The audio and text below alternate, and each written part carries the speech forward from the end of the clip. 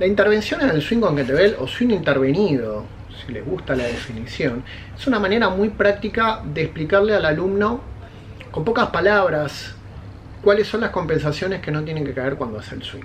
Esto probablemente vos ya lo sepas porque estudiaste un montón y sabes perfectamente que las compensaciones clásicas son a la falta de extensión de cadera, tratar de extenderse desde la columna hacia atrás para elevar la pesa, que podría ser nefasto con altas cargas y altas aceleraciones. Y la otra también es una muy peculiar, que es como ese avance de la cadera hacia adelante, como ese fuera de eje que se hace con la cadera hacia adelante. Si a estos dos los combinamos o los sumamos con otros errores como levantar los talones o levantar de las puntas de los pies, que no es que no pueda hacerse, pero no se recomienda hacerlo si uno no lo puede controlar. O sea, si no tenés control sobre ese movimiento, hace que se presenten swing muy descoordinados. Y estos van a ser difíciles de mantener en el tiempo y estos van a ser difíciles de realizar con cargas pesadas y va a ser muy difícil expresar la fuerza, aplicar la fuerza lo máximo que puedas o la máxima aceleración que puedas en este ejercicio. La intervención es muy sencilla.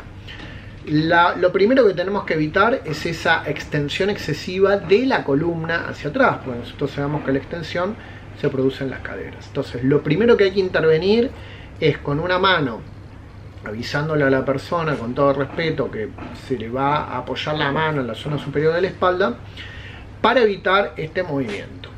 Lo que vas a notar que cuando pongas la mano ahí, la persona va a empezar a limitar esta extensión nociva, pero va a tratar de seguir subiendo la pesa. Y como no puede subirla con la extensión de la columna, probablemente lo intente subir adelantando la cadera, llevando la pelvis para adelante en vez de extenderla, ¿sí? Una especie de antepulsión, con una especie de desplazamiento hacia adelante de la pelvis o de las caderas, que no es recomendable porque te hace irte de tu eje y te genera mucha descoordinación. Entonces lo que propongo es, tenemos un swing. El swing genera fuerzas horizontales. Si es una carga considerable y la está acelerando, va a generar muchas fuerzas horizontales que lo pueden hacer perder de eje. Entonces lo que nosotros necesitamos es, primariamente, inhibir la extensión en la columna y pedir mayor extensión en la cadera y prohibir este desplazamiento de todo el bloque de la pelvis fuera de eje hacia adelante. Entonces, como vemos en los videos, como vemos en las fotos, la mano de atrás va a frenar la extensión de la columna y la mano de adelante va a evitar que la pelvis se desplace horizontalmente hacia adelante, que no es lo que queremos. Nosotros queremos que sea una extensión en el lugar de esta manera. Y con la mano también le vamos a pedir con un pequeño golpe, con un pequeño cachetazo que va a ser advertido y que necesitamos obviamente el consenso de la persona para poder hacerlo, para que presente una buena extensión de la cadera.